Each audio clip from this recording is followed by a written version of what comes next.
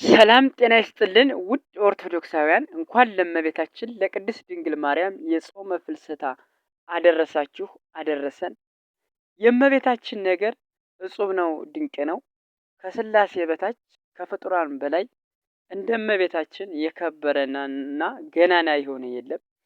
የእመቤታችንን ነገር መናገር የሚቻለው ምን አንደበት ነው? መስማት የሚቻለውስ ምን ጆሮ ነው? ይላል አባ ቅዱስ ኤፍሬም በሐሙስ ውዳሴ ማርያሙ። እመቤታችን ቅድስት ድንግል ማርያም ከዚህ ዓለም ድካም በ64 ዘመኗ ጥር 21 ቀን አረፈች። ከዚያም ሐዋርያት የእመቤታችንን ስጋ ለመቅበር ሲሄዱ አይሁድ ለምቀኝነት አያርፉምና ተስማምተው የእመቤታችንን ስጋ ለማቃጠል ሄዱ። በመንገድ ላይም ጠብቀው የእመቤታችንን ስጋ ታውፋንያ የተባለ የአይሁድ ሰው ያልጋውን ሸንኮር ያዘው ሊነጥቅ ማለት ነው። ከዚያም የእግዚአብሔር መልአክ መጥቶ እጁን ቆረጠበት ማለት ነው።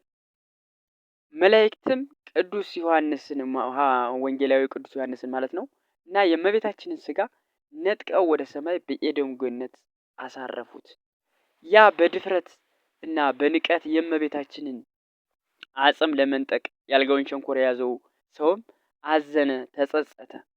ከዚያም እመቤታችን ይቅር አለችለትና ቅዱስ ጴጥሮስ እጁን እንደነበረ አደረገለት።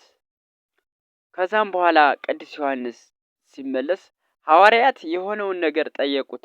እርሱም የእመቤታችን ስጋ ያለበትን ነገራቸው። እነርሱም ነሐሴ 1 ቀን ጀምረው ሱባኤ ያዙ። በ14ኛው ቀንም የእመቤታችንን ስጋ ጌታችን መድኃኒታችን ሰጣቸው። እነርሱም በጌቴ ሰማኒ ቀበሩት። በ3ኛው ቀንም ሐዋርያው ቶማስ ከህንድ ሀገር በደመና ከስብከት ሲመለስ የእመቤታችንን ስጋ እመቤታችን ስታርግ ወደ ሰማይ ማለት ነው ከቅዱሳን መላእክት እያመሰገኗት ሲያርግ አየው። ከዚያም እመቤታችን ቅዱሳን ሐዋርያት የገነዙበትን ሰበን ማለት ነው መቀነት የሚመስል ነገር ሰጠችው።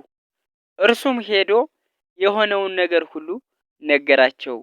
እነርሱም እንዴት በአመቱ ማለት ነው እንዴት ከሐዋርያው ቅዱስ ቶማስ አይቶ እኛ እርገቷን ሳናይ ቀረን ወይም ትንሣኤዋን አሉ ማለት ነው።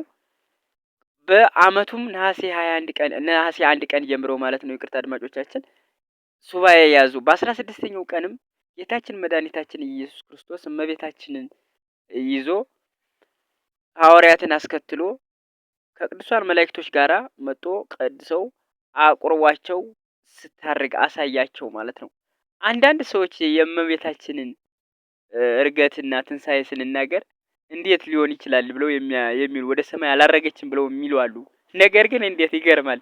ሰማይ ወደ እመቤታችን ወደ ሰማይ ስታርግ ሰማይ ይደንቀዋል እንጂ እመቤታችን ከሰማይም ከምድርም በላይ ናት።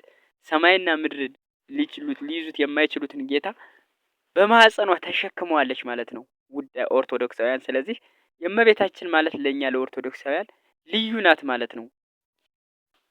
አባቶቻችን በጾመ ፍልሰታ ሌሊት ላይ አባ ቅዱስ ጊዮርጊስ ዘጋስጫ የደረሰውን ሰዓታትን በዜማ ሲያደርሱልን ያድራሉ።